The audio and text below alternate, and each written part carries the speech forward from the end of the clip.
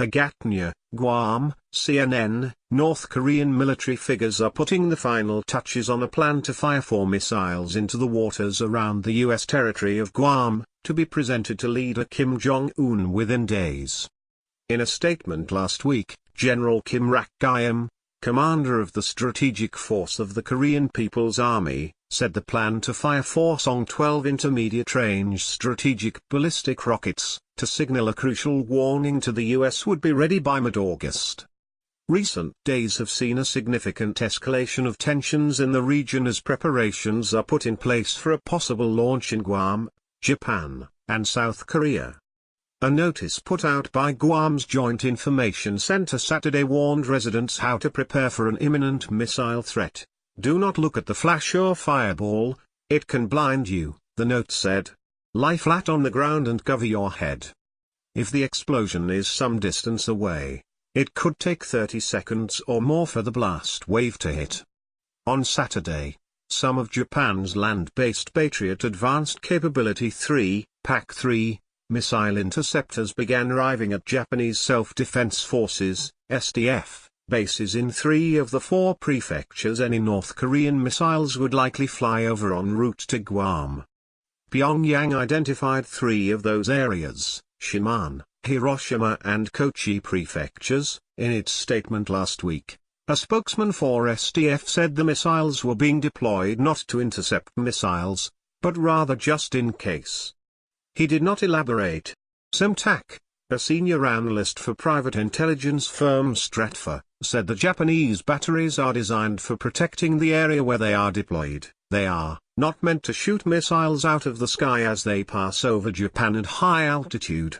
So unless those North Korean missiles were to fall short, the Patriots shouldn't have a function to serve in this particular case, he said. Aegis is able to track 100 missiles simultaneously and fire interceptors to take out an enemy's ballistic projectiles. In South Korea, where both the military and civilians are used to facing threats from North Korea, Defense Minister Song Young-moo warned the country's armed forces to maintain full readiness to immediately punish with powerful force any action against the South. Recently, North Korea made its habitual absurd remarks that it will turn Seoul into a sea of fire and that it will strike near Guam, Song said according to ministry officials. North Korea raising tension on the peninsula is a serious challenge against the South Korean-US alliance and the international community. South Korea's President Moon Jae-in is scheduled to meet with U.S. Chairman of the Joint Chiefs of Staff General Joseph Dunford on Monday, according to an official with South Korea's presidential office. No other details were given about Monday's meeting. It is customary in South Korea that officials not give out their names. Dunford was also expected to visit Japan and China while in the region, U.S. defense officials said, along with a stop at the U.S. Pacific Command in Hawaii. The multi-day trip has been long scheduled and is not related to recent developments in North Korea, although that will be part of the talks. Meanwhile, U.S.-South Korean joint military exercises are due to begin later this month. The annual exercises, called Ulchi Freedom Guardian, are expected to run from August 21 to 31.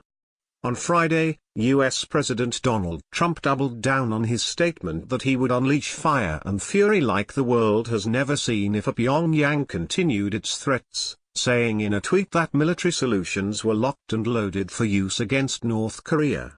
According to a statement from China's Ministry of Foreign Affairs, Xi told Trump in a call between the two leaders Saturday that all relevant parties should exercise restraint and avoid words and actions that would escalate tensions on the Korean peninsula.